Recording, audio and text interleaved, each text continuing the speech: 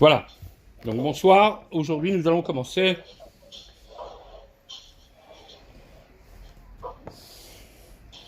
un autre thème, un sous-élément, j'allais dire, du thème des cours que nous avons entamés ces dernières semaines, sur comprendre Mashiach, comprendre l'époque messianique.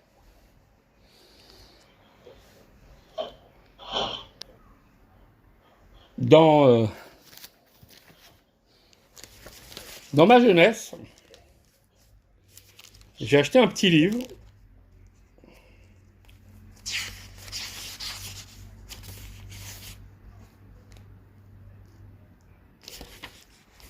avec 68 pages.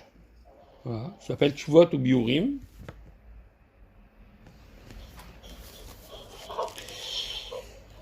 Qui a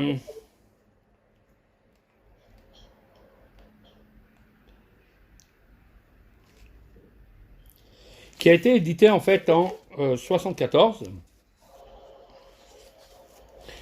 dans laquelle ils ont fait une compilation de lettres que le rabbi a écrites à certaines personnes et qui ont été éditées entre 1944 et 1946. Expliquer en fait ce qui se passait, c'est que il y avait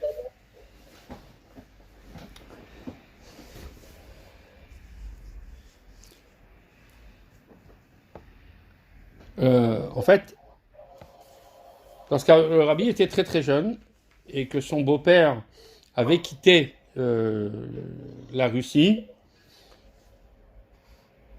après 1927, le rabbi a été le rédacteur en chef non officiel, mais on le sait, de courriers que le rabbi précédent envoyait, des courriers qu'on a trouvés où le rabbi précédent envoyait au rabbi alors qu'il était à Berlin ou à Paris. Il y avait une revue pour les chassidim qui était éditée à Varsovie et qui s'appelait Hatamim. Une revue avec vraiment des petits trésors de l'enseignement de la chassidoute. Et il s'avère donc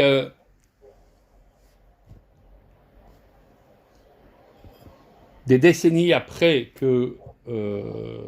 qu'ait été publiée cette revue,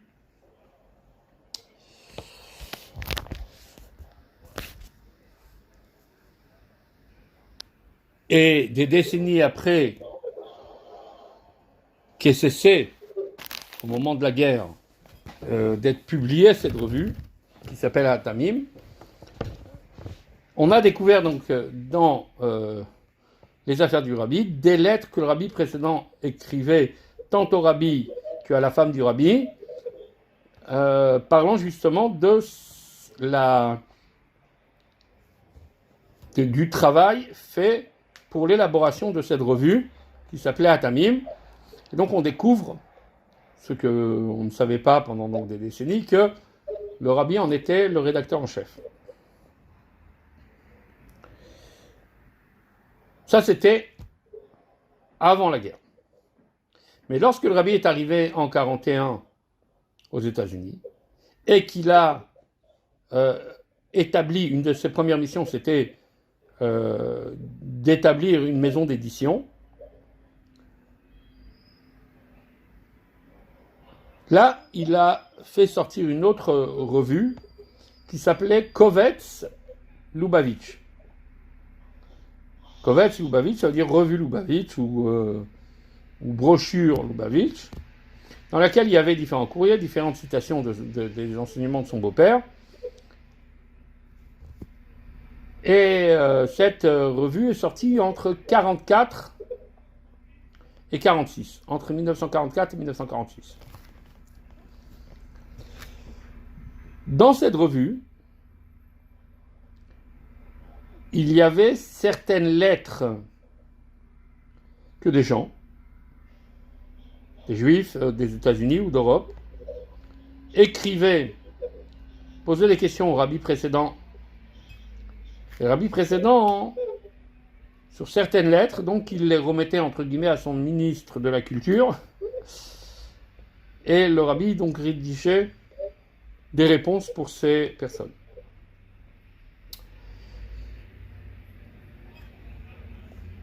Aujourd'hui, il y a une série de livres qui s'appelle, où il y a toutes les lettres, on a eu la permission de publier, sans toucher à la vie privée des gens, une série de livres qui regroupent les lettres, qui s'appelle Igrot Kodesh. Donc on retrouve aussi ces lettres-là, hein, pas seulement dans Kovetz Lubavitch original, mais on le retrouve aussi dans Igrot Kodesh, dans les lettres du rabbi.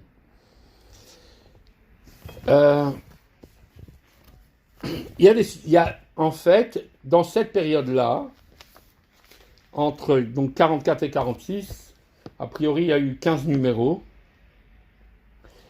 Et dans chacun des numéros, le rabbi donc aborde des sujets qu'on lui a soumis.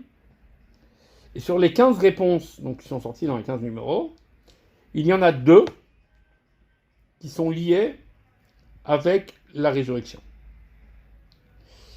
Et elles ont cela de très intéressant, c'est ce sont des courriers.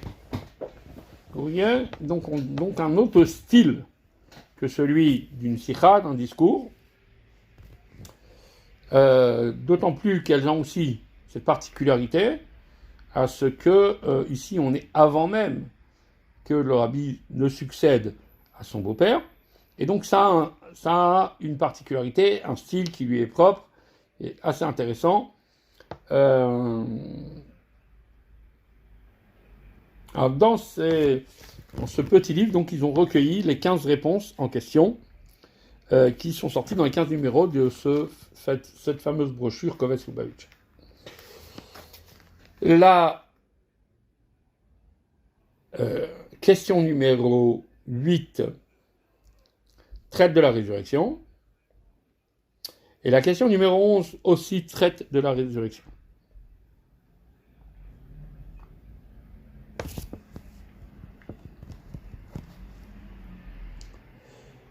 On va commencer par la 11, et la semaine prochaine, on fera la 8. Vous allez voir pourquoi.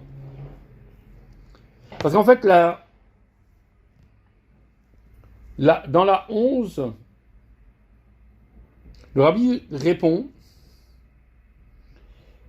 à une question qui lui est posée, à 2 questions d'ailleurs, qui lui sont posées,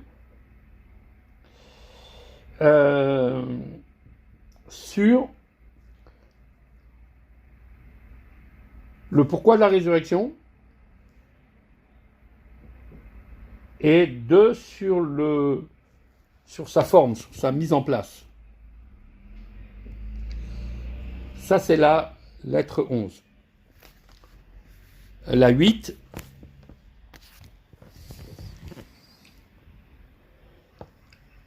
c'est une question que quelqu'un demande. Vous allez voir, c'est très original. Du moins, la réponse est très originale. Et quelqu'un demande du rabbi une question en disant « J'ai cru comprendre des textes de la Chassidoute que vous êtes sur la même longueur d'onde que Michel Polnareff et que vous pensez qu'on ira tous au paradis.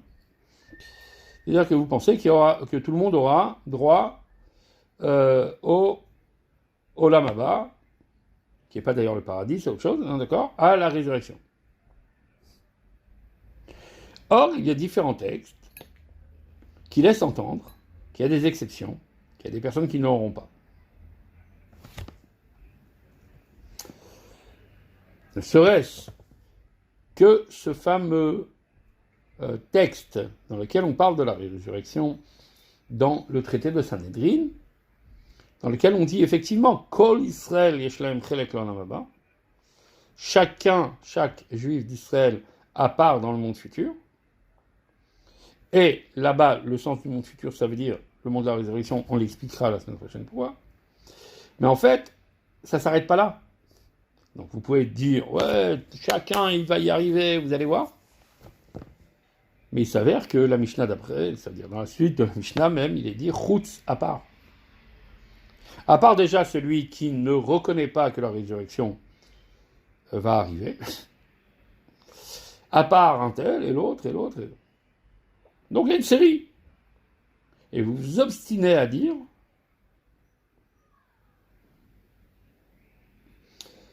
que la résurrection sera là pour tout le monde. Ce à quoi le rabbi va construire sa réponse en plusieurs temps. Dans un premier temps, il va dire, je vais d'abord vous montrer que c'est possible, puis je vais vous prouver que ça va être comme ça, et enfin, je vais vous démontrer que c'est obligé que ça soit comme ça. Il ne peut pas en être autrement. Vous allez voir, c'est le programme de la semaine prochaine, j'ai un peu teasé, mais c'est vraiment, vraiment très, très intéressant comme lettre.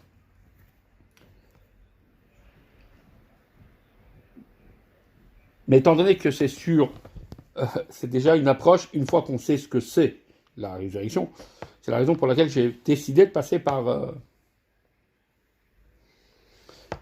celle qui normalement est publiée plus loin. Et d'ailleurs, la raison pour laquelle elle est publiée plus loin, c'est tout simplement parce que dans les dates, les gens ont posé la question plus tard.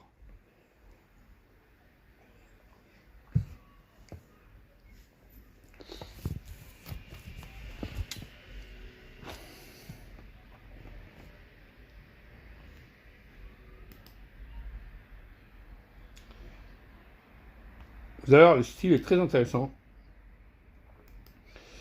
Je ne sais pas si je vous ai partagé.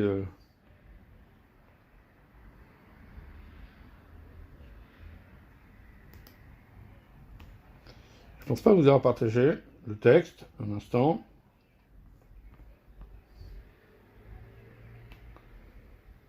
Je vais le mettre sur.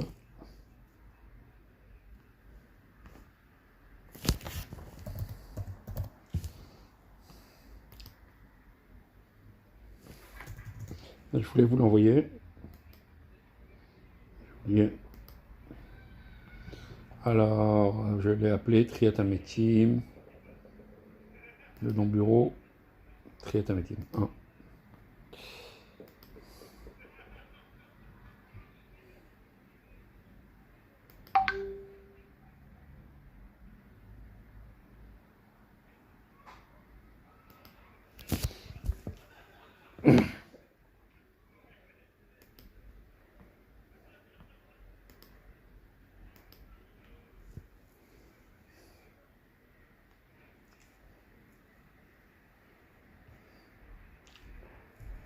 Je viens vous l'envoyer dans Tania,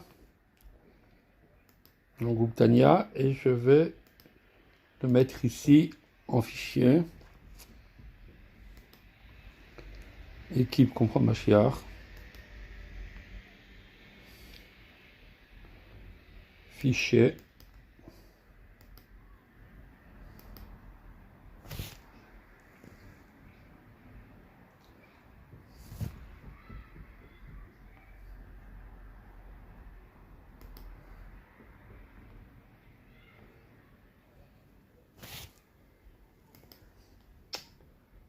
Non. Chien. Il est où? Voilà. Charger. Hop. Il est là.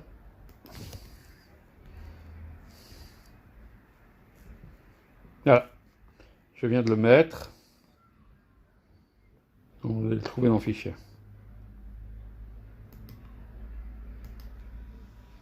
Vous avez vu?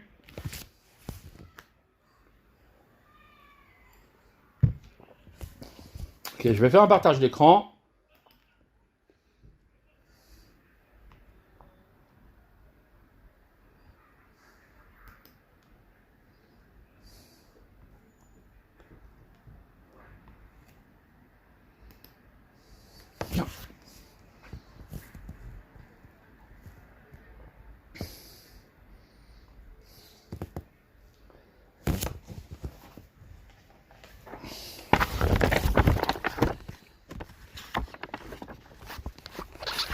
Vous êtes intéressant, hein?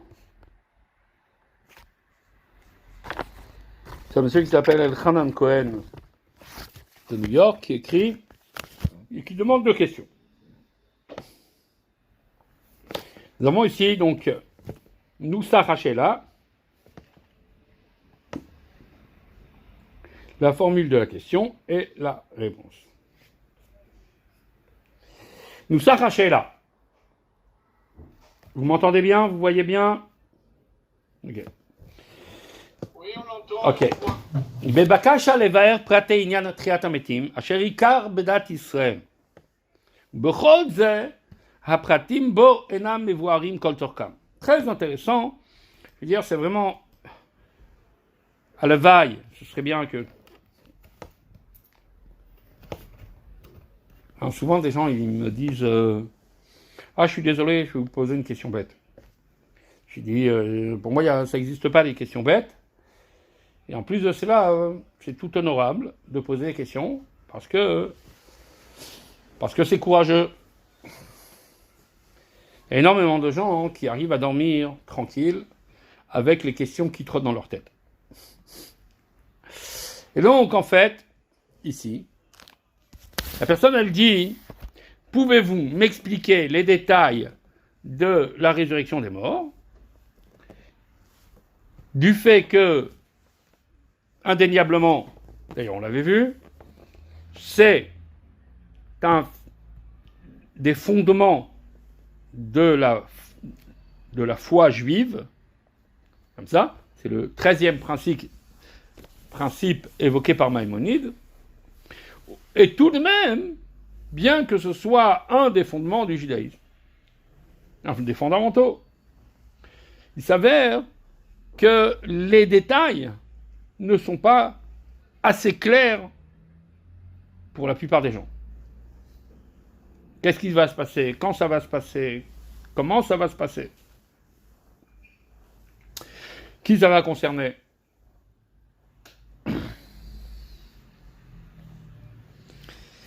Deuxième question. Inyan klali b'tchiyat hametim. Il y a, a priori, un sujet général, une idée générale dans l'idée de la résurrection. Vehu hashrat hanefesh vekiyuma, c'est-à-dire la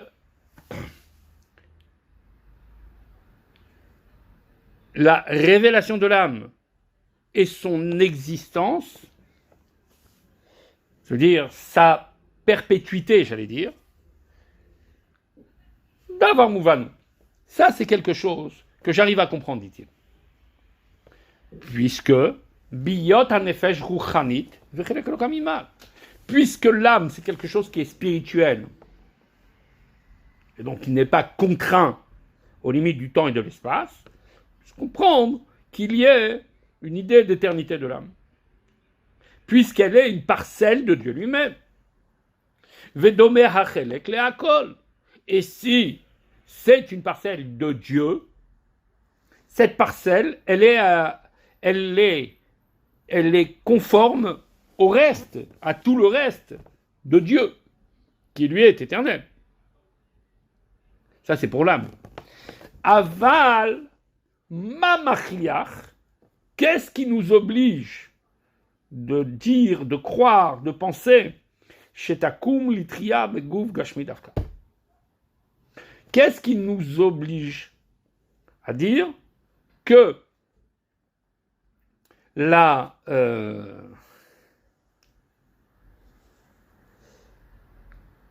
que l'âme viendra se lever, se réveiller, revenir à la vie dans un corps matériel? Ou maïama à la base. Et quelle est donc la spécificité de cela? Qu'est-ce qu'il y a de particulier? Pourquoi c'est tellement important et incontournable à ce que la résurrection se fasse l'âme dans le corps? Ad kan lashon hashoel, c'est là que s'arrête la question. Bien compris? Première question, on veut comprendre l'idée, les détails, le protocole de la résurrection, la manière avec laquelle elle va se produire. Et la deuxième question, c'est une question plus générale. Quelle est cette question plus générale? C'est, ok, je comprends que l'âme, elle a un côté d'éternité. Et qu'à un moment, entre guillemets, elle va recevoir sa récompense, son salaire sur le travail qu'elle a fait. Et elle va justement confirmer cette éternité. Mais pourquoi doit-on penser que cela a besoin de se produire par une phase où il y aura une incarnation à nouveau dans un corps physique? En quoi c'est tellement important? Étonnamment, bien que la Mishnah nous dit que quand on te pose une question, plusieurs questions, le sage, c'est celui qui, on le reconnaît parce qu'il répond à la première question, puis à la seconde,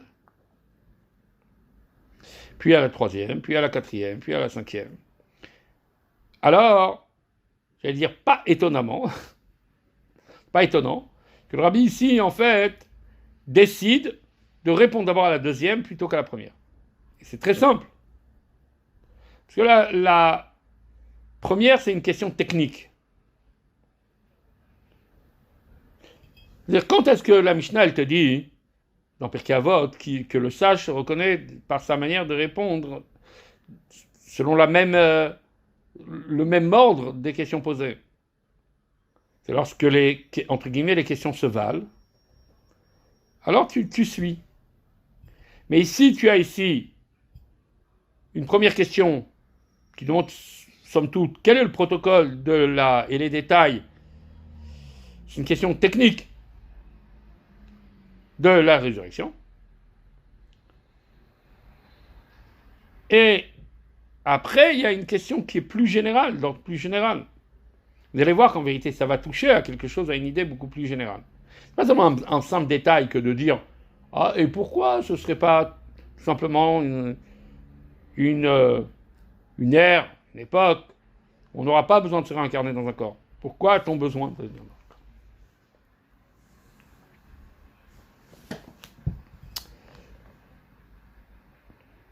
De par l'aspect général, alors le rabbi va décider, et fondamental, justement qu'il y a dans cette question, il va décider d'inverser les réponses, il va le dire d'ailleurs, il va expliquer. Tchouva, réponse.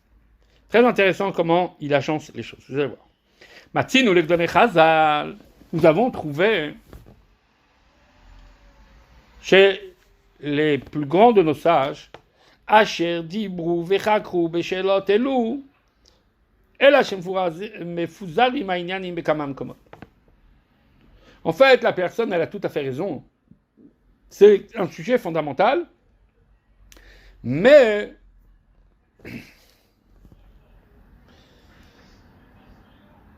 peu de personnes savent exactement comment les choses vont se dérouler et qu'est-ce qui en est pour de bon. Pourtant, de nombreux sages d'Israël ont parlé, ont fait des recherches sur ce type de questions, sauf que, le rabbi dit, leurs résultats, leur développement, leurs enseignements sont éparpillés dans différents livres, dans différentes œuvres. Veineni le'avi le'elan, miktsat mikama she'amru razal bazeh. Et me voici, je vais tenter de vous ramener ici une partie de ce qui a été dit par nos sages dans le sujet, en essayant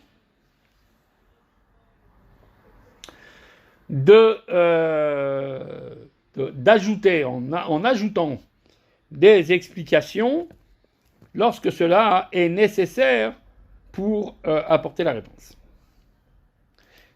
Mais avant de répondre, et avant même de dire qu'il va choisir la deuxième avant la première, le rabbi fait une mise au point. Le rabbi dit, je tiens d'abord à répondre à ceux qui se plaignent toujours. Pourquoi parle-t-on de ce type de choses?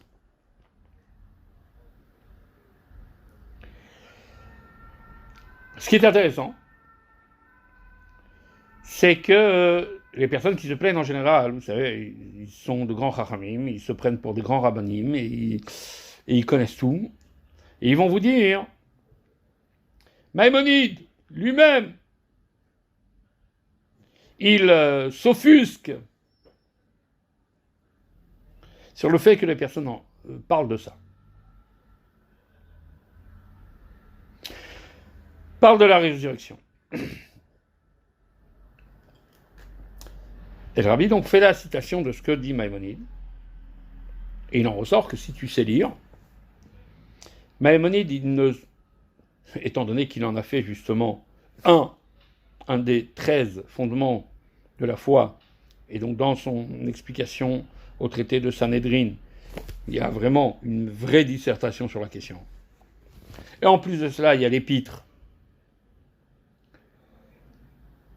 de Triatamétim sur la résurrection que nous avons cité la dernière fois, dans laquelle il y a une énorme dissertation justement sur la résurrection. Donc il est clair que Maïmonide ne peut pas s'offusquer sur le fait d'en parler, puisqu'il en parle lui-même. Il en parle lui-même autant que le Nachmanide, il en a parlé, autant que Rabbi Saadia Gaon, il en a parlé, autant que les plus grands maîtres en ont parlé. Que les plus grands philosophes ou les plus grands exégètes ont parlé de la résurrection. Mais si tu sais bien lire, tu verras que Maïmonide, en vérité, il ne s'offusque pas sur le fait qu'on en parle. Il s'offusque quand les gens ils s'intéressent à ce genre de questions. Ils s'intéressent à des thèmes totalement futiles. Totalement débiles, mais vraiment...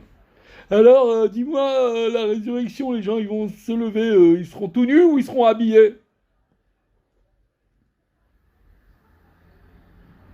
Truc comme ça. Et ça, Maïmonide dit, écoute, tu mélanges tout. C'est-à-dire, essaie déjà de comprendre le pourquoi, le comment, le sens des choses, plutôt que de savoir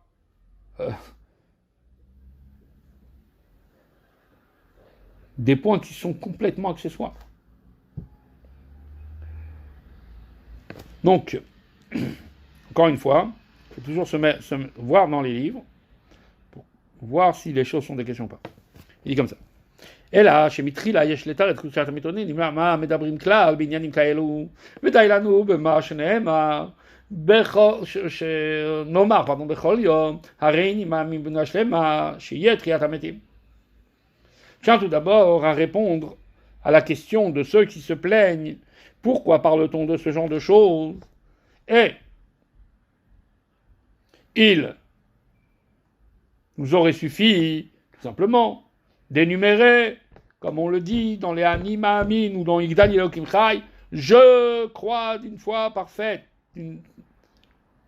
et complète qu'il y aura la résurrection. Ça suffit. Après, j'ai pas besoin d'entrer dans les détails. Baim Detana, et leur argument, il tient, Mima Shekatav Rambam, Bipirusho le Mishnat, Kol Israël, Shalem Chel Kolam Haba. Sur, voici la phrase que le Rambam dit, qui va être leur fer de lance dans leur argument. Il dit comme ça, Aolam Haba, Ma'atimtza. Cherchov el Zedavar, ou Nofel, Imu Tachlita Tova. C'est une chose que le Olam Haba, c'est le temps futur de la résurrection. Tu vas trouver peu de choses, et au moins tu dois penser que cela se réfère justement à une période où on atteint la bonté dans sa forme optimale.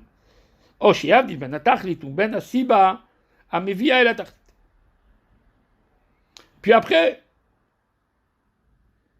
effectivement, il faut essayer de méditer sur ce qui est l'objectif c'est-à-dire cet objectif, ce but que d'arriver à la résurrection. Et puisqu'on parle d'un but, quelle est la cause quel est le facteur qui t'amènera à cette finalité, à cette bonne finalité que tout le monde attend. Voilà ce que quelqu'un de normal, d'accord, se pose comme question. Aval, ma sheshoalim ha'am, kulo ha'amon, ve'hamevinim, mais ce que pose le peuple, de manière générale, c'est-à-dire la populace, ha'amon, ça veut dire le nombre de gens, ou les gens qui croient tout comprendre, et qui viennent et qui demandent comment les morts vont-ils se lever? Arumim olevushim. Seront-ils habillés ou seront-ils nus ou habillés? Im yusham ha'ashir ve'adal. Est-ce qu'il y en a un qui va se lever, il sera riche, il aura des signes de richesse, et l'autre, on va voir qu'il aura des signes de pauvreté. Ça, voilà ce que les gens veulent savoir. Et ça, c'est ridicule. Kan les chono, voici le langage du rabbin. Alors, Rabbi dit, Aval bevadaï en Rambam mitarem al shelatam. כיוון שגרמה מקומת הש"ס, ומדרשי רז"ל, דנים בעניינים אלו, גדולי ישראל, חכמים. Il est certain que le Rambam, il s'offusque pas, il s'énerve pas sur la question du peuple, même sur cette question, entre guillemets, idiote. Puisque ces mêmes questions, elles sont justement discutées dans différents endroits dans le Talmud, dans le Midrash, et les plus grands de nos maîtres ont réfléchi à ces questions. Alors, c'est quoi son problème?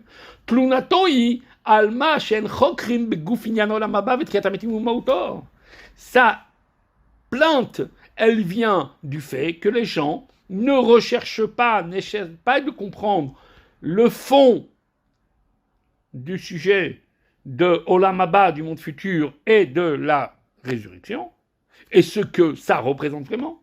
Ou mistapkim, il se suffise, mais chez là, l'hypratimanal, il se suffise de poser des questions sur des détails qui sont que secondaires. Mais kayotze bahem bilvad. ועל פי מה שכתב הרמב"ם בראש איגרת תחיית המתים שלו, משמע שהכוונת הוא בפירושה משנה יותר, שבני אדם נושאים ונותנים רק בתחיית המתים לבד, היקומו ערומים, אבל העולם הבא, שהוא לדעת הרמב"ם לנשמות בלבד, הוא בא אחרי תחיית המתים, שכחו לגמרי. Et d'ailleurs, Maïmonide, dans son épître de Tchiat HaMetim, son épître sur la résurrection, tout au début, il écrit ce que je m'explique un petit peu sur la question, sur, j'allais dire, mon coup de gueule du traité Sanhedrin, c'est que j'arrive pas à comprendre que les gens mettent l'accent sur des détails de la résurrection. Est-ce que les gens vont se lever habillés ou nus ou autre chose? Mais sur l'essence même du Olam Haba, du monde futur, Shachou les Gamre, les gens, ils ont oublié complètement d'essayer de comprendre le sujet. Je vais dire, avant de continuer, le rabbi, entre parenthèses, rappelle une chose. Il y a, et on en parlera d'ailleurs tout à l'heure et la semaine prochaine, il y a en vérité une divergence entre Maïmonide et Nachmanide, ainsi que les kabbalistes, que Nachmanide se place, du moins les kabbalistes se sont placés comme Nachmanide, en disant est-ce que, entre guillemets, la félicité est une époque où l'âme est incarnée dans le corps,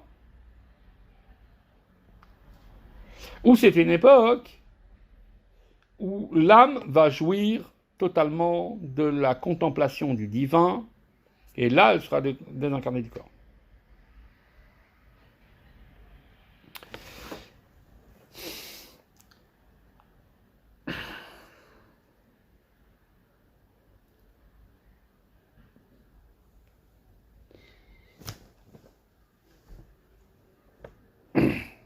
Alors, c'est intéressant.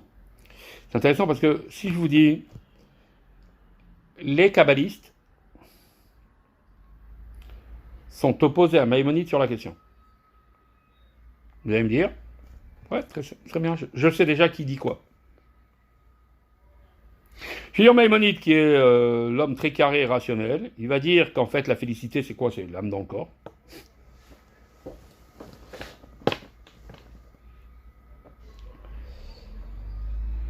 Et les kabbalistes, ils sont beaucoup plus spirituels, ils pensent que la félicité c'est quoi? C'est simplement, c'est un monde des âmes. Tout ce que tu n'as pas pu fumer là, tu vas le fumer plus haut. Toutes les kétorettes, dimension totalement spirituelle. C'est ce qui semble, mais attention, il ne faut jamais finir le cours avant ou aller aux toilettes au milieu du cours.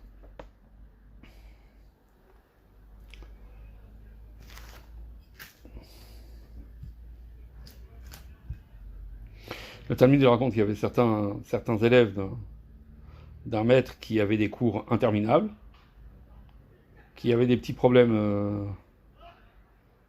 tuyauterie, comme on dit, tout simplement parce qu'ils se retenaient tellement pendant les cours, parce qu'ils ne voulaient pas rater une seconde, et en plus les cours ils étaient longs.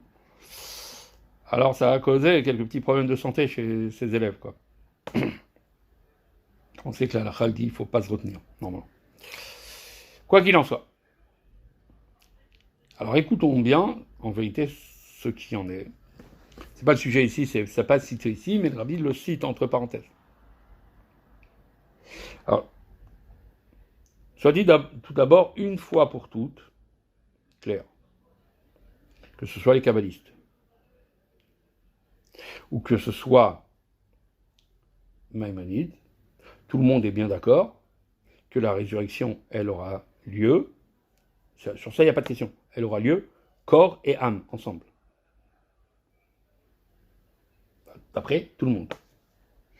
La question, elle est-ce qu'après la résurrection, il y a une autre phase qui, elle, serait la félicité?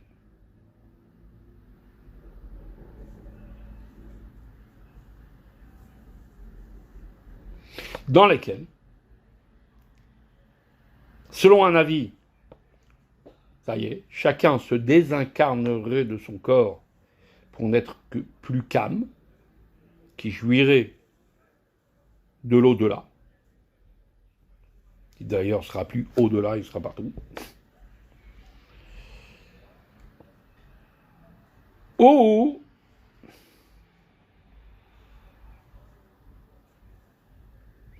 est-ce qu'on va dire que non, la résurrection elle aura lieu, et après on va monter de degré en degré.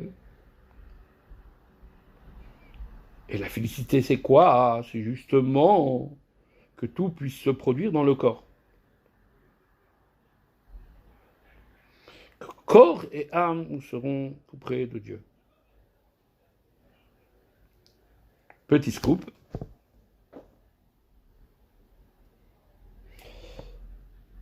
Maïmonide est celui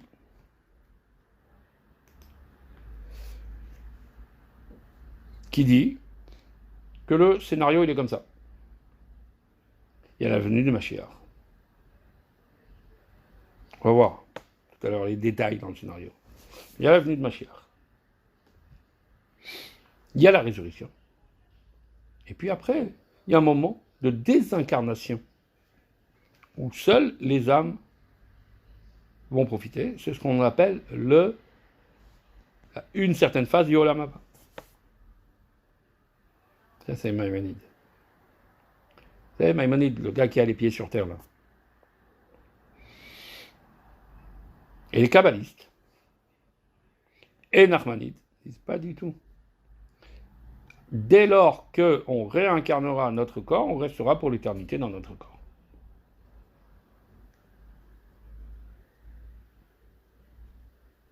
Intéressant.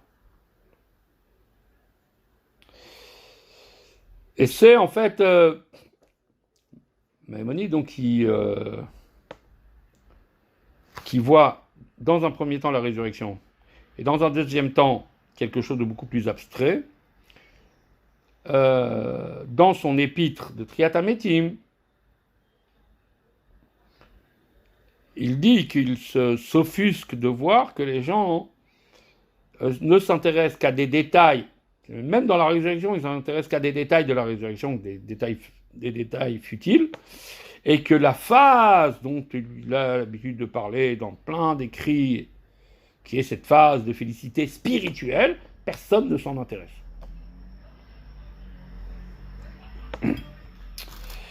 Bien, quoi qu'il en soit, nous, on aime bien Maïmonide, mais on penche comme Nachmanide et comme les kabbalistes. On l'expliquera d'ailleurs par ailleurs. Mais quoi qu'il en soit, il faut bien expliquer que même d'après Maïmonide, justement, la question peut-être pour Maïmonide est encore plus grande. Si tu penses que la félicité, justement, c'est d'être dans un état spirituel, alors pourquoi faut-il qu'entre deux, on revienne dans un corps? Pourquoi Ducrot, il doit se décarcasser? Surtout qu'on va voir après le scénario. Ah oui, pour rentrer dans un gouffre pour l'abandonner après. Exactement. Exactement. Et donc la question, elle est pertinente, la question de celui qui interpelle le rabbi sur le sujet. Velachen, le rabbi dit, Velachen ane machene fi aniudati, ainsi je répondrai ce qu'il me semble sortir de ces questions selon, si je dis traduit littéralement, une expression qui veut dire selon la pauvreté de mon savoir, sur ces questions. Et j'y répondrai selon l'ordre de leur importance. Mitrila la shnia v'achar la rishona. Je vais commencer par la deuxième et après la première. Ces titres-là ne sont pas dans le texte, c'est des titres qu'un des éditeurs de cette lettre a mis, mais ils ne sont pas dans l'original. Bon, les autres. Ou le havinze, pour comprendre cela. Yesh le hagdim trila biur.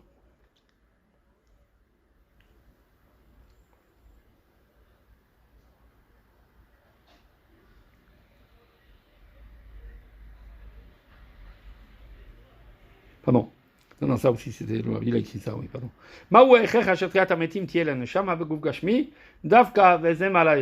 Donc ça, c'était la première question de la personne. Qu'est-ce qui nous oblige à dire que Triat Ametim sera dans un corps matériel? Et qu'est-ce que...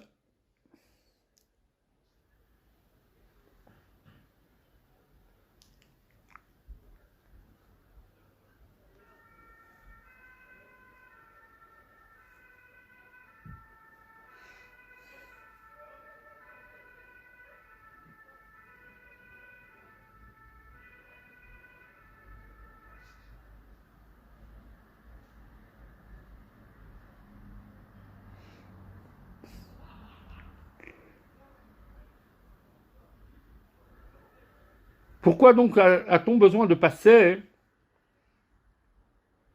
d'exprimer cela, une âme dans un corps matériel, et qu'est-ce qu'il y a de spécial en cela? Il y a une petite étoile ici, et en fait c'est une note qui se trouve là, qui est très très intéressante. Quelqu'un qui a un petit peu étudié Chassidut, ou même des textes de pensée juive, il va vous dire, mais c'est quoi la question? C'est vachement simple. La question est simple. Ce qu'on a l'habitude de répondre, c'est très simple.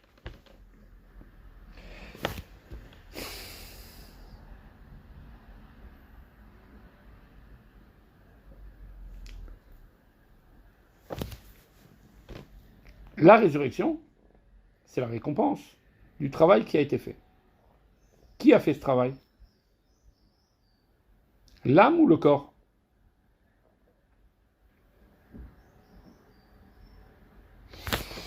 T'as les employés.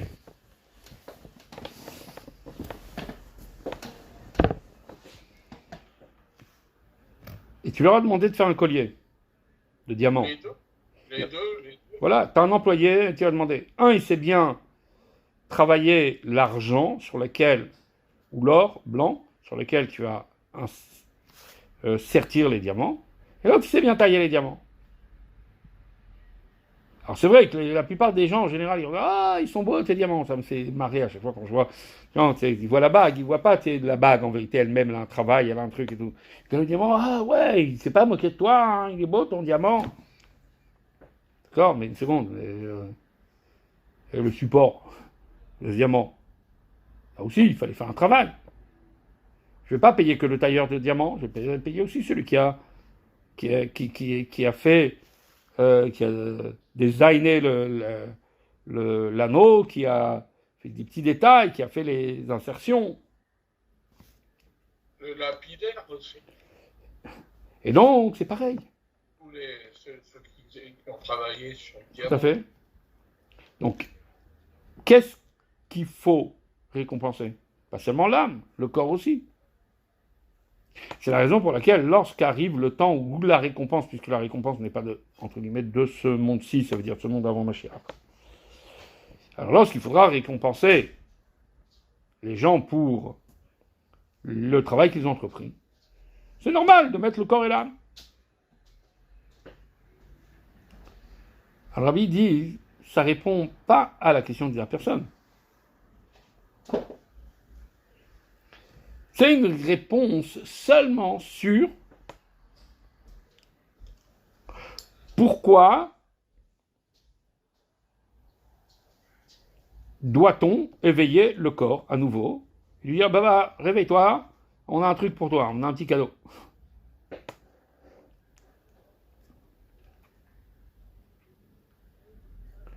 Ça je comprends, ok d'accord. Mais tel que c'est présenté dans les paroles de nos sages, c'est qu'en fait, c'est pas seulement un phénomène de cadeau, que c'est un aboutissement. Tu peux m'expliquer en quoi c'est un aboutissement? Ça, c'est la question du type. Pourquoi est-on obligé de dire que vraiment, pour contempler Dieu, alors, puisque c'est ça en fait, ce qui va se passer à ce moment-là, notre préoccupation, ce sera de la contemplation de Dieu, comme on a vu à la fin de Rambam. Pourquoi t'as besoin encore, alors? Ok, dis, tu as une première phase. Là, tu te réveilles, hop, hop, voilà la récompense. Oh, je me sens bien. Oh, j'ai encore ma bedaine, tout ça et tout le truc. T'es content? Le corps, tout ça. Physique. Mais c'est pas une qualité, c'est pas une... C'est incontournable, on doit passer par là.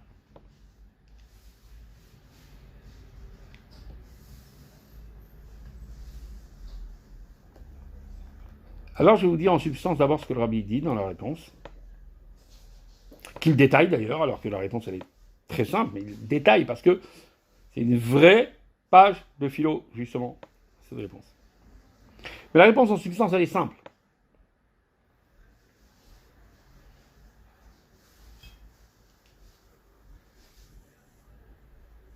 Ici, il ne s'agit pas, il y a deux idées dans l'idée de la résurrection. Tu peux le lire comme étant un salaire sur un travail fait, ou tu peux le lire comme étant, c'est une autre dimension qu'il y a dans la résurrection.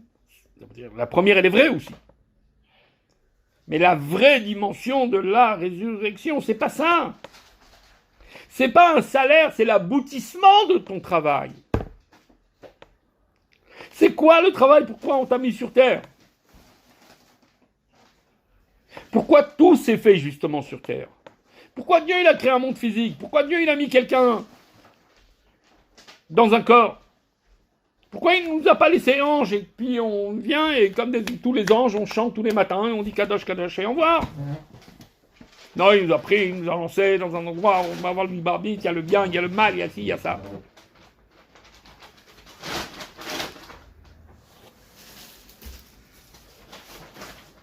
Ben, simplement parce que la condition pour laquelle Dieu il a créé le monde, c'est d'avoir une résidence ici-bas.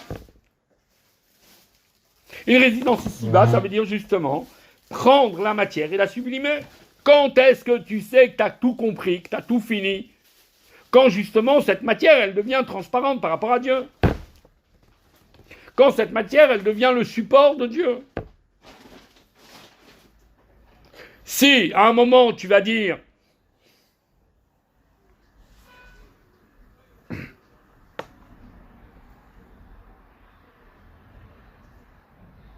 que le corps devient incompatible avec la révélation, alors c'est que la mission pour laquelle Dieu nous a mis sur terre, on n'a pas fait le boulot. Puisque pourquoi Dieu nous a mis sur terre? C'est précisément pour que le corps, la matière, tout devienne une résidence pour Dieu. Ce n'est que l'aboutissement. Et de là, vous comprenez justement pourquoi ce sont précisément les kabbalistes qui défendent l'idée selon laquelle les choses vont se passer matériellement. Quand tu es quelqu'un de carré, et du moins tu essaies de présenter quelque chose de rationnel, alors effectivement, il y a le spirituel et le matériel. Mais quand tu es dans le monde de la Kabbalah, alors tu sais qu'en vérité, même la matière elle-même, elle est rien d'autre qu'une autre facette de Dieu. Et que tout le but de l'existence, c'est de nettoyer le mal qu'il y a et qui nous empêche de voir Dieu dans cette matière. Et justement, le temps sublime que seront les temps de la Géoula seront les temps où la matière ne fera plus tableau contre la lumière divine qui l'habite, pas qui vient de dehors.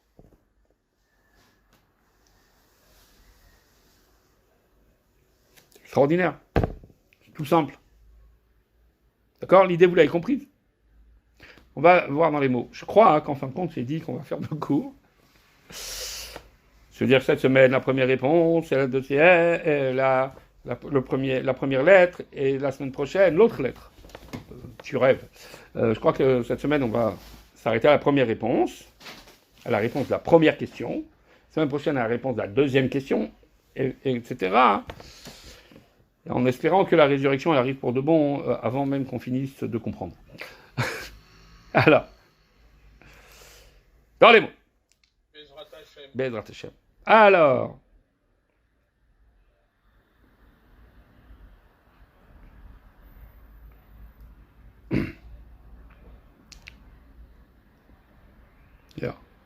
ולאו עם זה יש להקדים תחילה ביאור עניין תחיית המתים.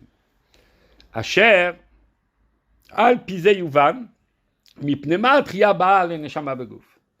Avant cela, nous devons de comprendre quelle est l'essence même de Triyat HaMetim. C'est quoi le sujet de Triyat HaMetim? C'est quoi la résurrection? Et à partir de cette base-là, ça va couler de source, on va comprendre automatiquement pourquoi ça a besoin de passer dans ça doit se faire une âme dans un corps. La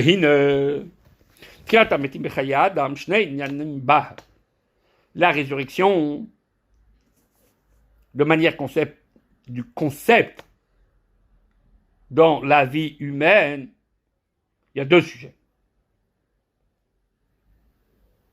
Le premier, en fait, un cas madrega beshlemut minata. C'est un degré que l'on atteint dans la plénitude du genre humain. Lorsqu'on atteint la plénitude du genre humain, alors c'est Triyat HaMetim. Un deuxième point qui est madrega, bekabbalat schar al hanagato kefi ratzon boro. Et deuxième point, qui est le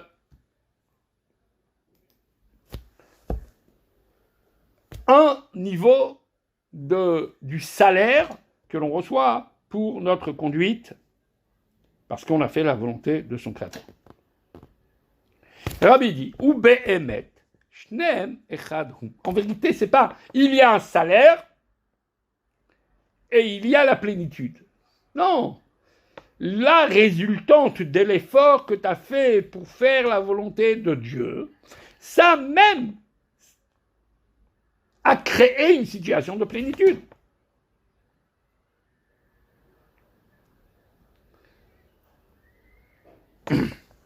ובאמת שניהם אחד הוא. כי הנה האדם, וכן כל פרטי הבריאה, נברא באופן שיעלה משליבה לשליבה בסולם השלמות. Ce n'est qu'un seul et unique sujet, parce que l'homme et tous les détails de la création n'a été créé que pour qu'il monte d'échelon en échelon dans l'échelle de la perfection. Et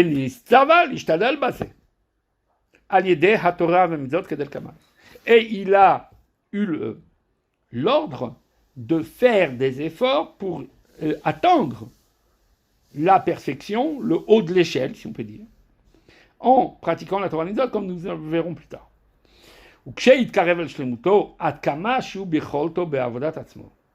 Et lorsqu'il s'approche de sa perfection à l'échelle de ce qu'il est capable de faire par ses propres efforts, alors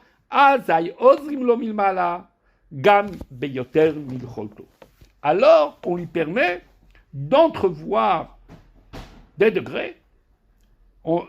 D'en haut, Dieu il vient l'aider pour qu'il puisse atteindre encore plus haut que ce qui est normalement dans sa capacité. Lorsque tu fais quelque chose au maximum de tes efforts, toi tu as fait ton boulot de ton côté, Dieu il te prend, paf, il te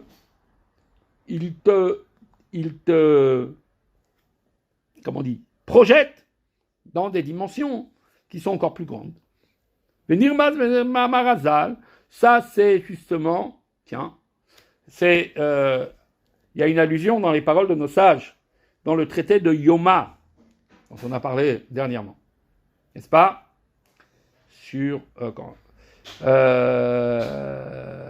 Dans le traité de Yoma, page 39.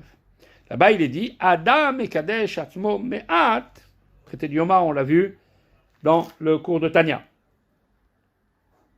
Entière. Mais là, on parle d'un autre sujet dans le traité de Yoma. Adam et Kadesh Atzmo Me'at.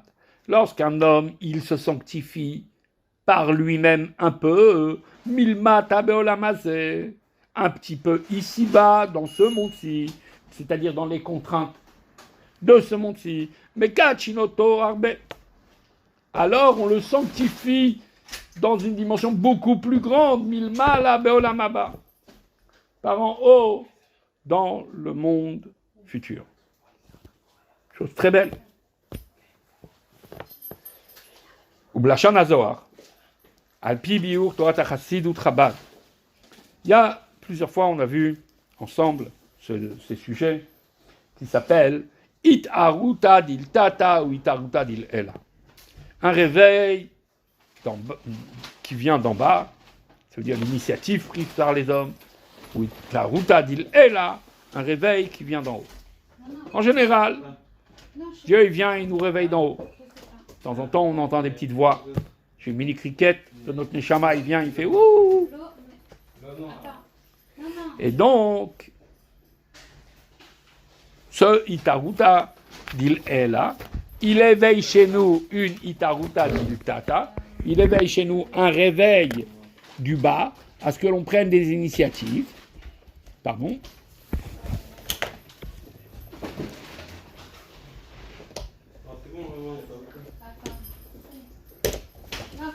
Je suis obligé de mettre une prise. ça génère chez nous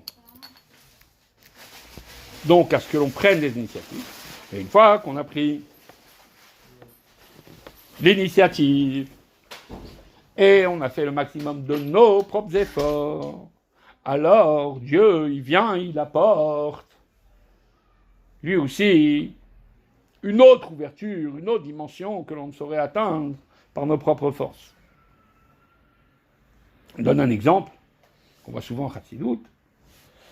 On dit, Rabbi Shimon Zalman, il pose la question que pendant le Homer, on compte 49 jours. C'est tout, on compte 49 jours. Sfirat HaOmer, c'est 49 jours. Et pourtant, le verset, il dit, Mi Machorat Shabbat, au lendemain du jour chômé, qui est le premier jour de Pessah, vous compterez Chamishim Yom 50 jours. Rabbi Shimon Zalman explique qu'il y a 50 portes de la bina, de la réflexion. Et que l'homme ne saurait atteindre le 50e niveau. Il ne peut pas. Atteindre de ses propres forces, il ne peut pas atteindre le 50e niveau. Mais s'il a fait l'effort de compter le 49 niveaux de son côté, il est monté d'échelle à échelle. Échelon à échelon, pardon. Jusqu'au 49e niveau. Alors Dieu, il t'ouvre la porte du 50e niveau. L'Ispor, Sfirat HaOmer, j'avais écrit dans la page L'Ikouté Torah, que compter le Homer, ça veut dire aussi faire briller. Si vous faites briller vous-même pendant 49 jours, alors vous brillerez le 50e. Vous brillerez par vous-même. Vous atteindrez un niveau où vous brillerez. Vous allez briller. On voit ça aussi. On voit ça aussi chez Moshe Rabbeinu.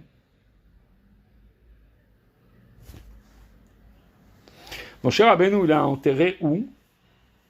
Aussi haut qu'il était. Voilà que le jour où il disparaît de nos yeux, alors il est enseveli à Har Nevo, la montagne de Nebo. Nebo, ça s'écrit Nunbo. Nun, c'est 50, 50e niveau, se trouve dans cette montagne. Ça veut dire que lorsqu'il a fini, il a atteint, par ses propres efforts, les 49 degrés, alors le 50e degré lui est offert. Le Zohar dit, compose ça comment? Blash Zohar alpi biuto atarsi du taruta dil ela mi oreret taruta dil tata. Il y a d'abord, au début, un petit réveil d'en haut qui réveille le réveil d'en bas. C'est-à-dire, Dieu vient nous réveiller, une petite voix qui vient nous dire, allez, il faut que tu te bouges. Et là, on commence à se réveiller, par en bas. Et on prend des initiatives. Itaruta dil tata. Et après, il y a un réveil d'en bas qui emmène Itaruta dil à bas, Itaruta dil tata. Et là, il arrive à avoir un réveil d'en haut qui est encore beaucoup plus grand que le petit réveil du Mikriket qu'on a eu tout au début. Seul Itaruta dil tata, qui vient après la Itaruta dil elle est énorme. C'est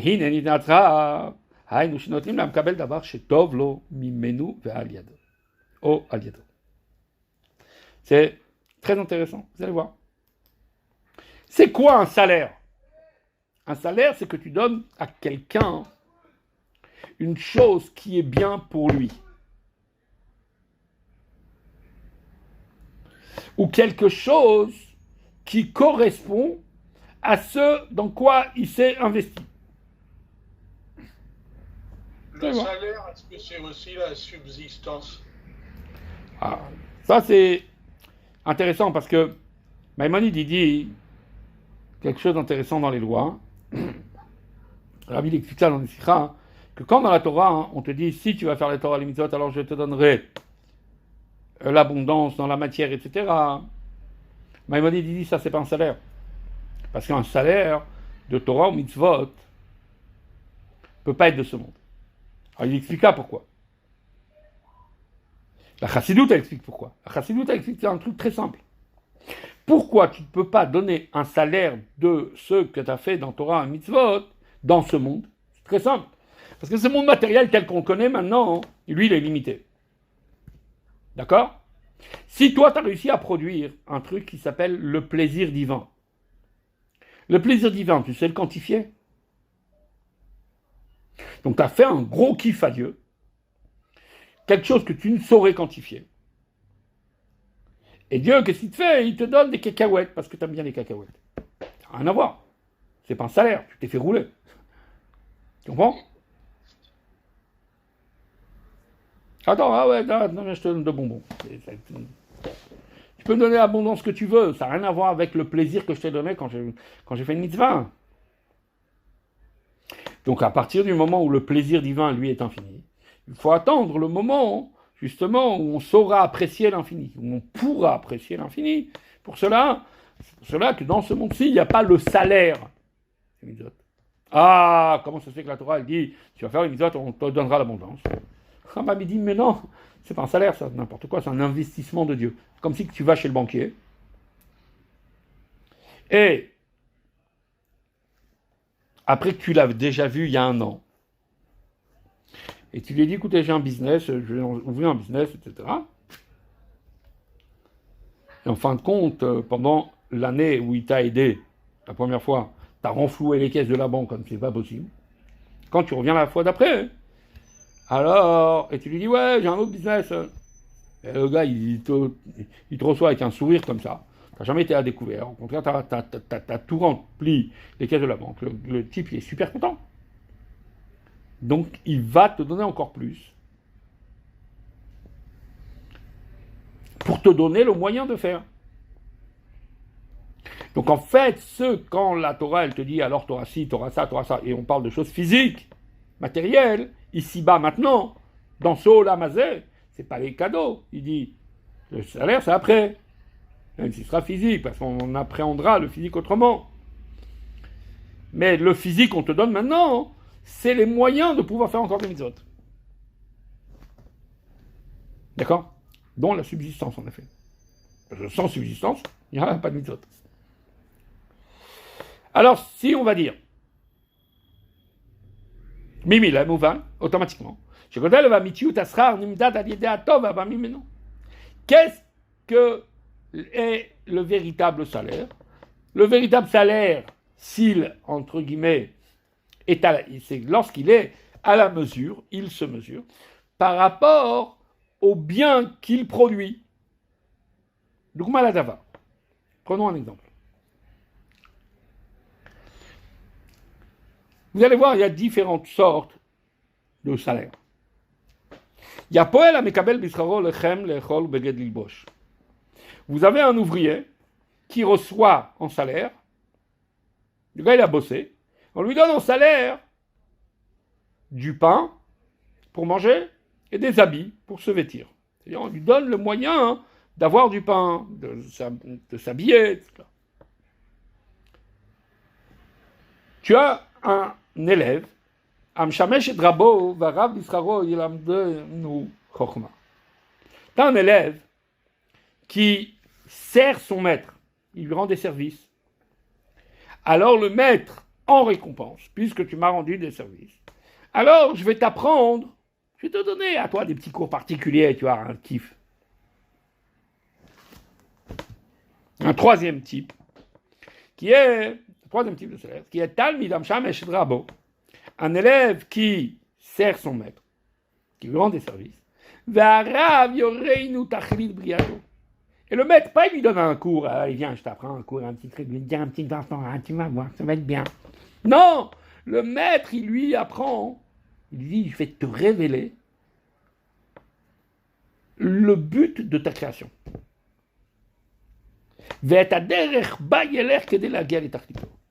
Seulement, je te dis quel est l'objectif de ta création. Je vais t'apprendre la voie que tu dois prendre pour arriver justement à réaliser cela.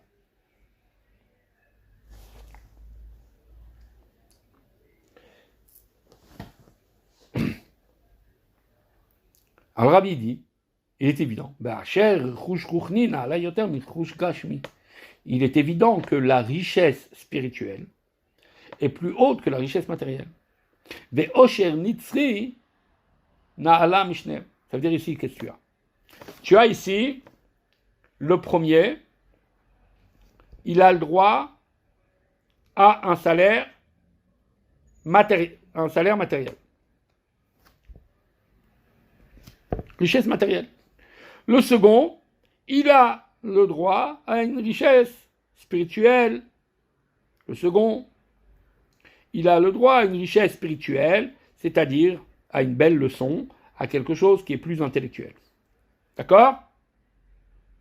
Le troisième, il a le droit à quoi? Il a le droit, en vérité, à un plaisir, à, justement, j'allais dire la félicité, c'est-à-dire à être heureux éternellement. Et ça, c'est bien plus haut que tout. D'accord? C'est effectivement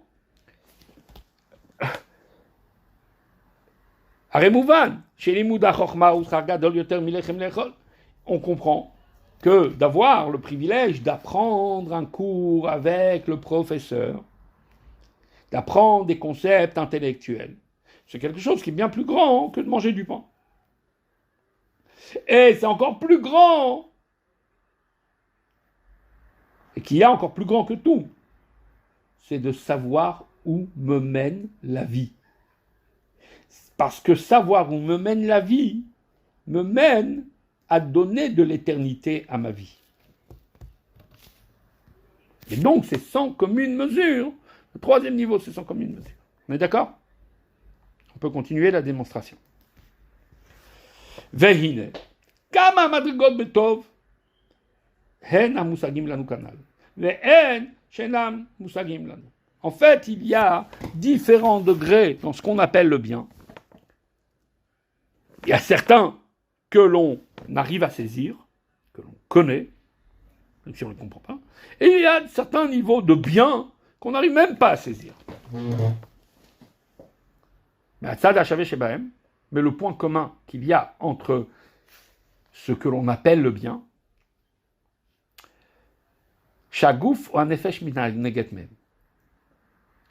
le bien, c'est quelque chose dont le corps ou l'âme tirera un intérêt, un plaisir. O aliadam, de eux ou par eux. Mais, quoi qu'il en soit, le corps est un être illimité. L'âme aussi est tout en temps limité, puisque l'âme aussi a été créée. C'est une émanation de Dieu qui est un être créé comme un ange. Elle aussi, elle est limitée. Donc son plaisir, le plaisir de l'âme ou le plaisir du corps, les deux, de toute manière, sont des plaisirs qui sont limités.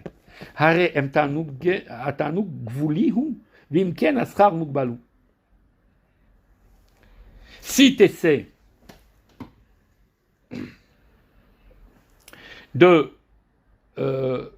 sustenter le corps, comme dans le premier cas, l'ouvrier qui a travaillé, on lui donne de quoi trouver sa subsistance. Écoute, combien tu as besoin? Combien tu peux supporter déjà de matière? Alors, de toute façon, ça sera limité. La matière est limitée, ton corps est limité, tes besoins ils sont limités.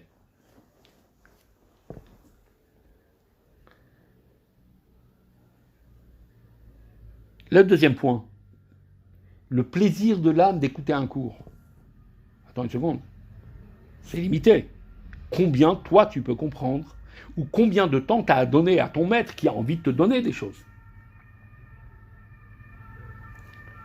Mais au-delà de tout ça, les malamikulam, chez Adam mekayem mitzvot, mais il y a quelque chose que lorsque l'homme fait une mitzvah, mitzvat bor'o, une mitzvah de son créateur, ve'olech ou mizdaker, ve'olech ou mishtalem.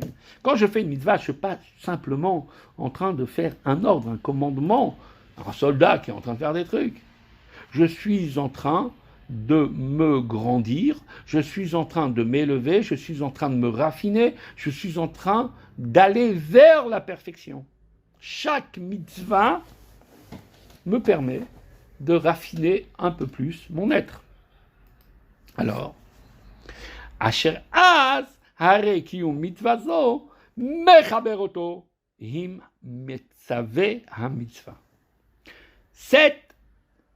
Ce geste, l'accomplissement de la mitzvah, c'est ce qui me relie à celui qui m'a ordonné.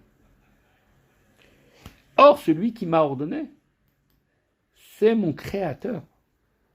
Et mon créateur n'a ni début ni fin. Et donc, ce que j'obtiens au moment où je fais une mitzvah, c'est bien plus que de la subsistance, c'est bien plus qu'une leçon que j'apprends, mais c'est en fait l'éternité. En faisant une mitzvah, je me relie, mitzvah, ça veut dire une jonction. Une injonction, c'est une jonction. Je me relie avec celui qui m'a ordonné et je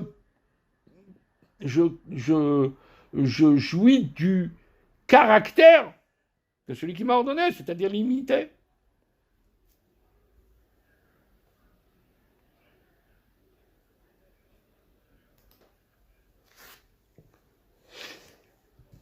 Bor'o abilti ba'al tachlit. Son créateur qui n'a pas de fin, ou bilti ba'al gvul, qui n'a pas de limite.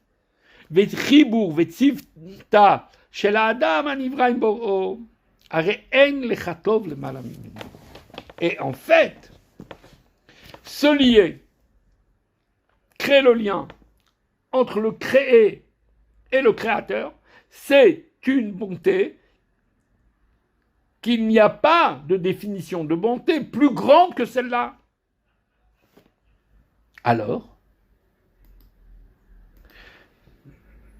par cela, le Rabbi explique quelque chose que Rabbi Shlomo Zalman explique en Chassidut, qui est très intéressant. Il y a une Mishnah dans Pirkei Avot qui dit Sechar mitzvah, mitzvah. Le salaire de la mitzvah, c'est une mitzvah. Les gens, comment ils comprennent? Le salaire de la mitzvah, c'est qu'on te donne le moyen de faire encore des mitzvot. Ah, tu kiffes les mitzvot, tu aimes bien donner la tzedaka, Dieu va te donner encore, tu vois. Le salaire des mitzvot, c'est de faire encore des mitzvot. Le Shanzaman, il ne dit pas ça. Sra mitzvah hi a mitzvah atzma. Le salaire de la mitzvah, la définition du salaire de la mitzvah, c'est la mitzvah elle-même. C'est le fait qu'on t'a donné le moyen de te lier avec Dieu. Parce que tout ce qu'on pourra te donner, du pain, des habits, une belle voiture, tout ça, ça n'a rien à voir avec ce que tu as produit. Des émanations de contemplation spirituelle, des leçons, entre guillemets, du maître, ça aussi c'est limité. La seule chose qui est véritablement la mitzvah, le salaire du mitzvah, c'est le fait que par la mitzvah, tu te raffines et tu t'attaches avec l'infini. C'est toi-même. C'est pas un salaire. C'est le salaire dans le sens de c'est ce que tu as produit.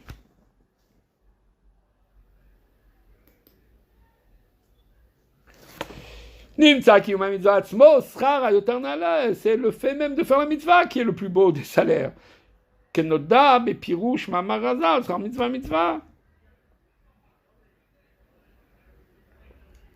nos sages, ils nous disent, dans Pirkei Avot, le salaire d'une mitzvah, c'est la mitzvah elle-même. C'est une mitzvah. Très intéressant ce qu'il va dire ici. C'est qu'on a une chance. Là, à la différence des autres philosophies, où on peut avoir des concepts comme ça, très épurés, très abstraits, tout ce que tu veux. mais où on se construit des trucs. Et en fin de compte, jusqu'à la fin de ta vie, tu ne sais pas si en fin de compte, tu es dans le chemin normal ou tu es dans des utopies dans le sens le plus négatif du terme. La grande différence, elle tient, qu'on a eue, c'est dans les mots du Rabbi, vous allez voir, c'est très beau, c'est pour ça que je voulais faire dans les mots ici, parce que c'est très beau comment il construit la chose. Et le fait est, quand nous, on a eu la chance, et la bonté divine, elle a fait que le chemin, on nous l'a montré. La recette, le protocole pour arriver à ça, on nous l'a donné. C'est pas dit, tiens, ouais, moi je voudrais bien être attaché au Créateur. Et on va s'inventer toutes sortes de gestes, danser autour d'un totem, pour faire descendre Dieu parmi nous. Non! Dieu, il te dit. C'est en faisant tel acte que tu vas te lier à moi. Wow. Intéressant.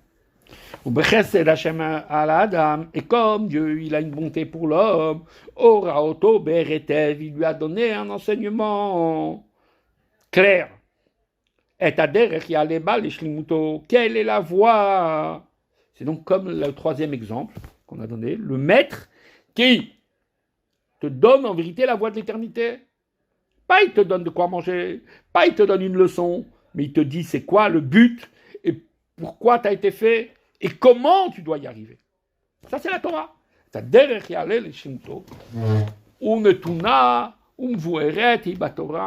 La chose a été donnée, a été expliquée dans la Torah. La Torah, comme le Zohar dit, ça vient du mot Ora'a. Torah, ça vient du mot Ora'a, enseignement, instruction. La Torah, c'est une sorte de mode de vie qui englobe toute la vie de l'homme. Depuis le premier instant de son existence et après. Qui מובן, אשר שלמותו של שלמות כל דבר הוא לפי ערך ומידה שהוא שואף ומתאים אל התכלית אשר בשבילה נברא. Très intéressant. La perfection de chaque chose est à l'échelle de ce à quoi tu aspires. Et qui doit correspondre donc à ce pourquoi tu as été créé. C'est clair que la perfection dont on parle, elle doit correspondre au programme pour lequel tu as été créé. C'est quoi le programme pour lequel j'ai été créé? On dit. והנה הטעם הבריאה בכלל ובריאת האדם בפרט ותכליתם הוא מפני שנצטווה הקדוש ברוך הוא להיות לו דירה בתחתונים דווקא. Et voici que la raison pour laquelle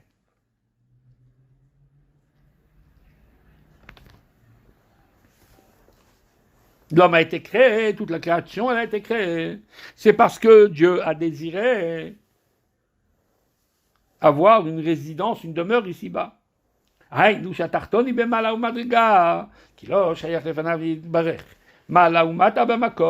Bien sûr que quand on parle d'en haut et d'en bas, c'est pas par rapport à Dieu, comme on a vu dans Sha'ar Yehuda.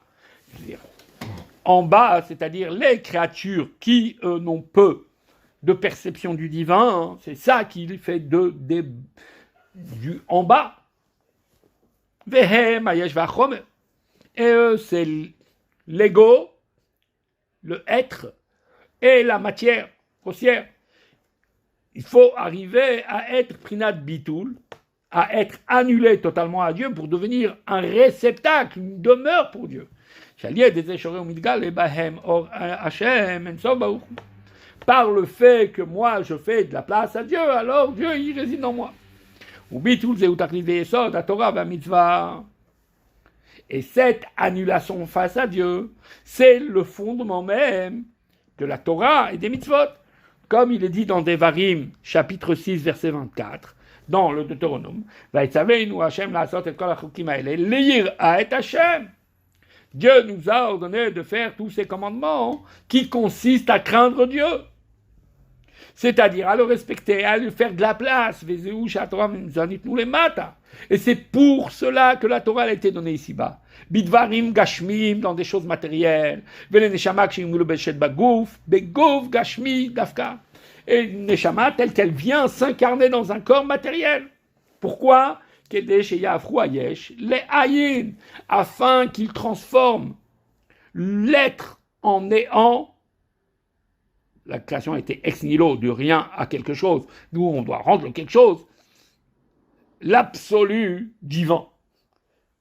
L'ego, on doit l'effacer face à l'infini divin. Mais il y a assez ou qu'il le coûte. Et faire de mon ego un réceptacle pour Dieu. Béhiné. כמו שבמעשה האדם שעליהם ניצבה ציווהו בהתאם לכוחותיו ואפשריותו, לאט לאט מן הקל אל הכבד, כן הוא במעלות אשר בהם יעלה מיכאל אל חיל, גם כן מדרגה למדרגה, מטפס, ועולה, מטפס ועולה. Il faut savoir une chose, que de la même manière que dans les actes que Dieu il nous a ordonnés, il nous a pas, en fait, il les a construits en nous donnant des forces, il les a fait à la mesure de nos forces et de nos possibilités. Et ainsi, on va petit à petit, du plus léger au plus lourd, de plus facile au plus compliqué. Et ainsi, dans les degrés que l'on atteint, alors nous montons et nous attrapons. Il dit, mais tapes, nous attrapons pour monter encore un échelon, et encore un échelon, et encore un échelon. Et ainsi en est-il, entre guillemets, dans le salaire. C'est-à-dire que plus tu te raffines, plus tu peux recevoir une perception qu'on va appeler le salaire, qui est à la mesure de ce que tu as raffiné.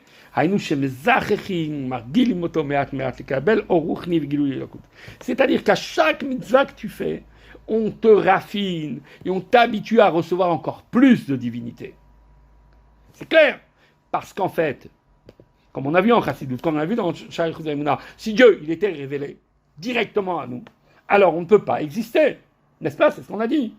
Mais par le fait qu'on fait chaque jour une mitzvah, et chaque jour une mitzvah, et encore une mitzvah, et encore tu te lis avec celui qui t'a ordonné, alors tu te raffines et tu raffines et tu raffines ton ego, tu raffines ta matière, et tu fais de la place pour Dieu, au point que petit à petit on t'habitue à supporter le divin, ou pas en étant en dehors, man, en étant d'Afghan homme.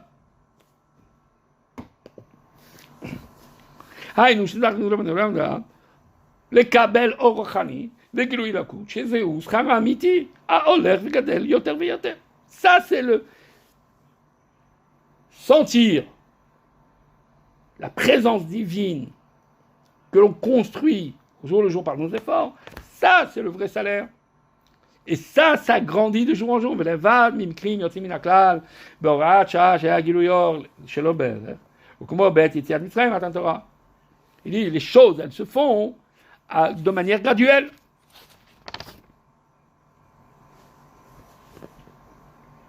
À part à des exceptions près, au moment de la sortie d'Égypte, ou au moment du don de la Torah, où Dieu il nous a pas avertis. Hein. Paf, on en a pris plein la figure sans avoir à se préparer.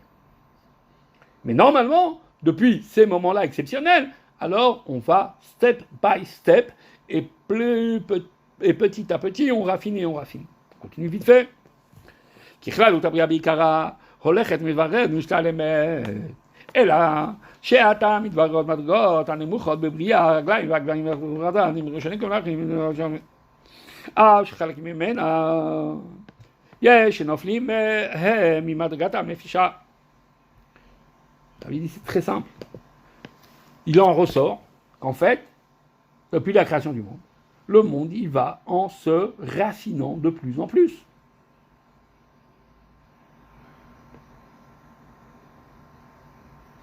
C'est une globalité.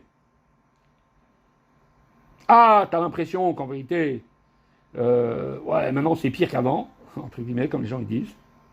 Et effectivement, la Gemara dit, si les premières générations c'était des anges, alors nous sommes des hommes, et si nous sommes des hommes, alors nous sommes des âmes. Mais non, mais attends une seconde. Le monde lui-même, il se raffine. Sauf que, vous connaissez, quand vous devez ranger un peu le bureau, des trucs comme ça et tout. Qu'est-ce que vous gardez pour la fin?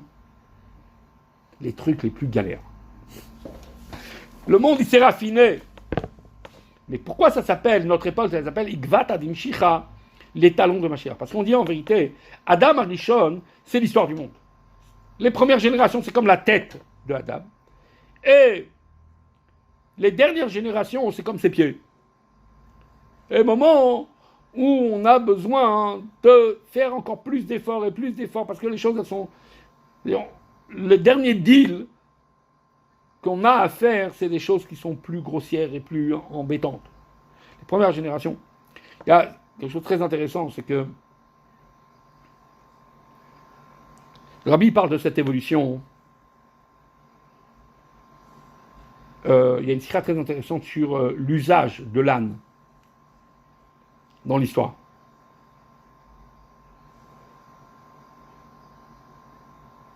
Abraham, il a pris un âne. Parce qu'en fait, c'est très intéressant, c'est que Yaakov, quand il rencontre Esav, quand il revient de chez Lavan, il dit qu'il est déjà prêt à l'époque messianique. Il lui dit, ouais, Vaïli Shor Vachamor. Et il utilise un singulier. Et il dit, j'ai l'âne. J'étais chez Lavan, maintenant j'ai l'âne. Qu'est-ce que ça veut dire, t'as l'âne? L'âne, c'est l'âne sur lequel c'est marqué que un homme, c'est marqué dans les prophètes, un homme humble viendra sur un âne pour libérer le monde. L'âne, je l'ai déjà, je suis prêt. Non, il est prêt au temps messianique. Une seconde, pourquoi tu parles d'un âne? Pourquoi tu parles de ça? Dis, l'époque Mashiach. Alors il y a un midrash qui dit que cet âne-là de Mashiach, en réalité, c'est aussi l'âne de Avraham, et c'est l'âne de Moshe, et c'est l'âne de Mashiach. Super cet homme.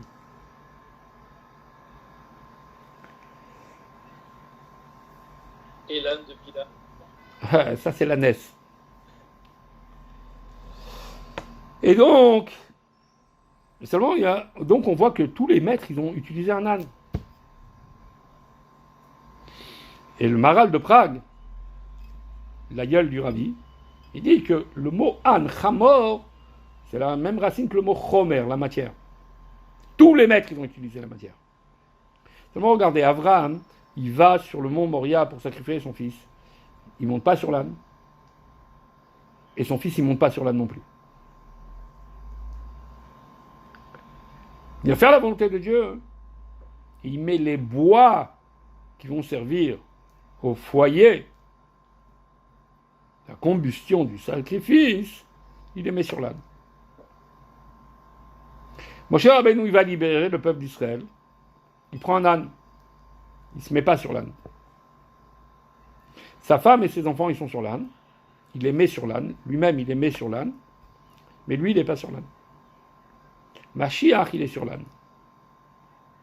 Le Rabbi explique comme ça qu'en fait, l'utilisation de la matière à des fins positives, elle ne se fait pas d'un seul coup. La matière, elle a besoin d'être raffinée petit à petit. Alors, au début de l'histoire du peuple d'Israël, du dialogue avec Dieu, alors la matière, elle ne peut pas être encore déjà le support du représentant de Dieu, Abraham.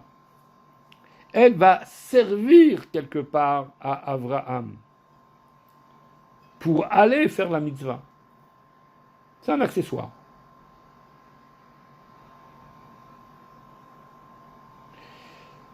Moshe vient libérer le peuple d'Israël. On est tout près de Matan Torah. La jonction entre la matière et le spirituel est donc en train de se construire.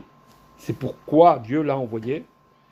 Et donc, on n'est pas arrivé encore à l'absolu, à la perfection. Alors Moshe, il n'est pas sur le libérateur lui-même, il n'est pas sur l'âne. Sa femme et ses enfants sont sur l'âne. Lorsque viendra le temps de Mashiach, c'est le temps où la matière elle-même, elle sera le véhicule, le vecteur des temps messianiques. Pas que ça sera qu'il y a un antagonisme et tu as besoin de raffiner, etc. Non, c'est elle qui transporte, qui véhicule le message de Mashiach. C'est la grandeur. Alors on va le voir ici, on va voir ici. Bon. Ouais. Alors, il dit. Donc en vérité, l'histoire du monde fait que plus on avance, plus on raffine. Bien qu'à travers l'histoire, malheureusement, des fois on se casse la figure au milieu. Mais on va en se raffinant. Et en particulier, alors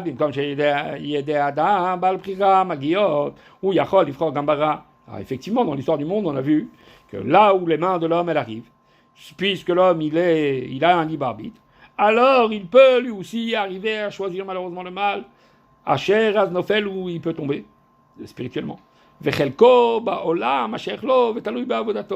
Lui, tomber, lui, et toute la partie de la matière que Dieu, il attendait que tu puisses élever.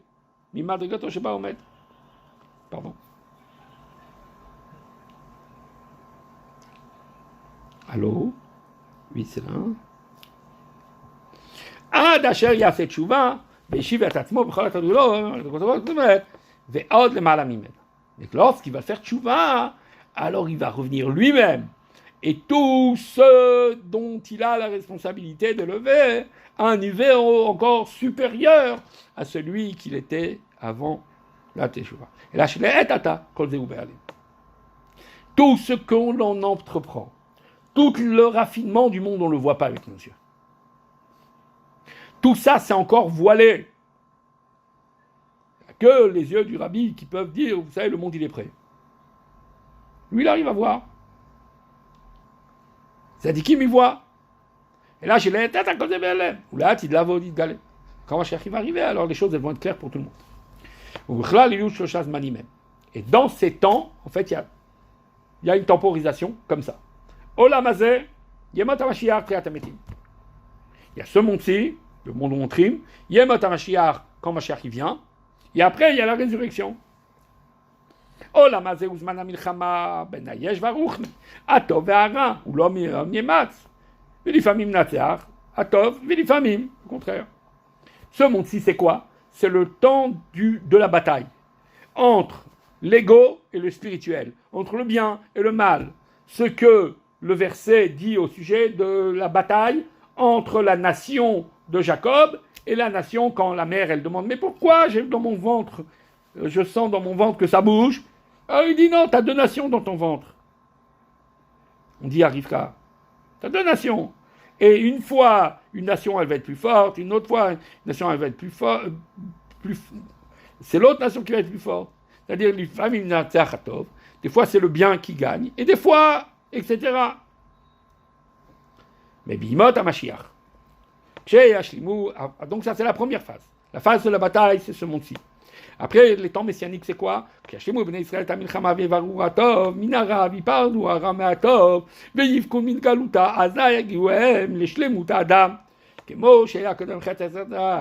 Au moment où Mashiach va venir, alors on aura fini la guerre et on aura déjà raffiné le mal. C'est pas on aura chassé le mal. On aura raffiné le mal du bien. C'est-à-dire on saura, ça c'est le mal, ça c'est le bien. Par Douara Matov, on va séparer le mal du bien. Viyiv Kun Min Galoutab, on va sortir du galout. Et là, on va arriver à la perfection de l'homme tel qu'il était avant le péché de Adam et de l'arbre de la connaissance. Chez le Israël Tarat Shlitat Ilana de Tovera, Israël ne sera plus sous l'influence de l'arbre du bien et du mal. Aval Ishna Adain Estrachra Baolam Erev Rav. Alors, il y a effectivement encore le mal, mais le mal, il est séparé du bien.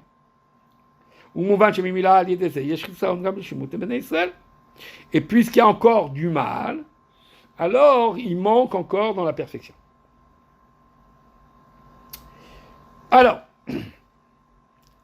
là, il dit une phrase sur laquelle on va mettre une condition. C'est pas comme ça vraiment. Ça veut dire, le Rabbi a expliqué que c'est autrement. Mais on en parlera une autre fois. Et c'est la raison pour laquelle, puisqu'on n'a pas encore atteint la perfection, il dit c'est la raison pour laquelle les gens qui seront avant l'époque messianique, dans l'époque messianique, mais avant la résurrection, tout le monde va mourir un instant, et se réveiller tout de suite après. Il y aura genre une sorte de perte de connaissance, hop, et on revient. Pourquoi ? Pour se détacher, entre guillemets, du mal qui est encore dans le monde. L'époque messianique, c'est encore une époque où on sait très bien quel est le camp du mal, quel est tout le problème de l'époque dans laquelle nous vivons, qui n'est pas l'époque messianique, avant l'époque messianique. Tout le problème, c'est que le mal et le bien, ils sont mélangés. C'est ça tout le problème depuis Adam. Après, il y a un moment où on sait quel est le camp du bien, on sait quel est le camp du mal. Mais c'est pas tout, c'est pas la perfection. La perfection, c'est que tout est bien, soit bien. Pour cela, donc, il y aura une phase, on va l'expliquer dans un Rabbi dit Kedel Kaman, on va expliquer plus tard. Qu'est-ce que ça veut dire, justement, un instant, t'es pas. Mais ça donne une autre sorte de renaissance qui te permet d'atteindre justement ce qu'on a appelé la résurrection, qui, elle...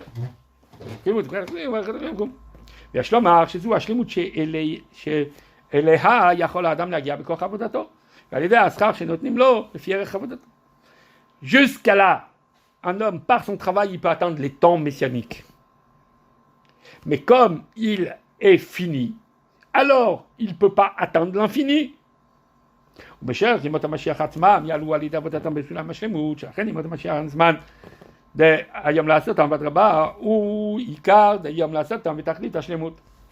et à l'époque de Mashiach, dans l'époque messianique, on va monter de degré en degré dans la perfection.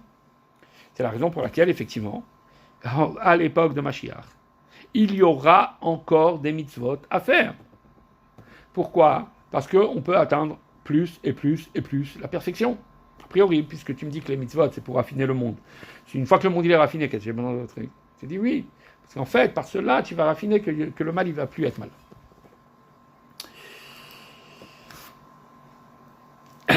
Et plus encore, le Rabbi dit, en rapportant d'ailleurs la note 8, c'est des leçons, c'est le germe des leçons qu'on a appris. Plus encore, de pouvoir faire les mitzvot comme il faut, ce sera justement à l'époque messianique, comme on avait vu avant, dans les premières leçons. Vous vous rappelez ? Après, Mosif Alze, la matriach, et Avir et Ruach Hatumam Kalil. Après la résurrection, alors il n'y aura plus du tout de mal. Et il n'y aura plus ni de péché, ni de mort. Pourquoi ? Parce que Dieu lui-même, ça veut dire ça, c'est pas quelque chose que nous on peut atteindre par notre force. L'éternité, une créature, elle peut pas le produire. Il n'y a que Dieu qui peut produire l'éternité. Il n'y a que Dieu qui peut transformer le mal en bien. Il n'y a que Dieu qui peut révéler que le mal, profondément, c'était un bien qui était totalement caché. Dieu, il va lui faire la shrita au Yetzerara qui est Malach HaMavet. Dieu va faire la shrita au Yetzerara à l'ange de la mort. Vous avez remarqué que c'est pas marqué, il va le flinguer.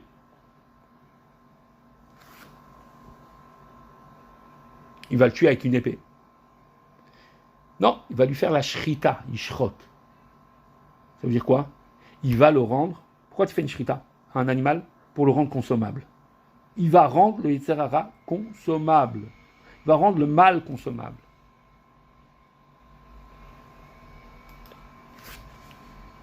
À ce moment-là, ça sera la perfection du genre humain. Pas seulement à la mesure des efforts qu'il a produits, parce que ça, de toute façon, ça sera toujours quelque chose de fini, mais c'est le cadeau que Dieu il te donne, qui te montre en fin de compte l'éternité. Ça aussi, il y a une note, on en parlera une autre fois. C'est la raison pour laquelle, à ce moment-là, les mitzvot n'auront pas la même valeur. Mais les tzadikim, à ce moment-là, vont être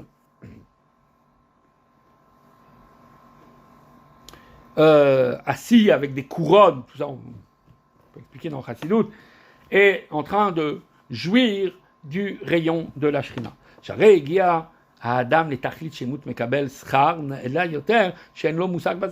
À ce moment-là, il aura atteint justement la perfection qui lui permet de percevoir quelque chose sur lequel il n'a aucune idée encore.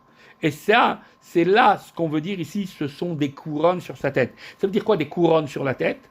Ça veut dire, ici, on est dans un domaine qui dépasse l'entendement humain. On est ici dans un domaine de la transcendance qui se révèle.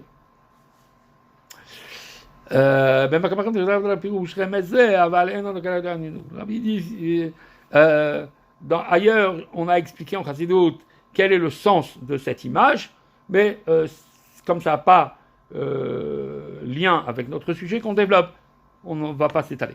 Et ce salaire, donc, il va être dans une âme dans un corps. Pourquoi? Parce que c'est ça le but de la création. C'est pour ça qu'il a été créé. D'être et de devenir une résidence pour Dieu. Juste après, Rabbi dit, jusqu'à là, c'est la réponse à la question fondamentale, qui était la deuxième, qui est l'essentiel. Et là, maintenant, on pourra développer le protocole de la Triat HaMetim, qu'on développera Bezrat Hashem la semaine prochaine.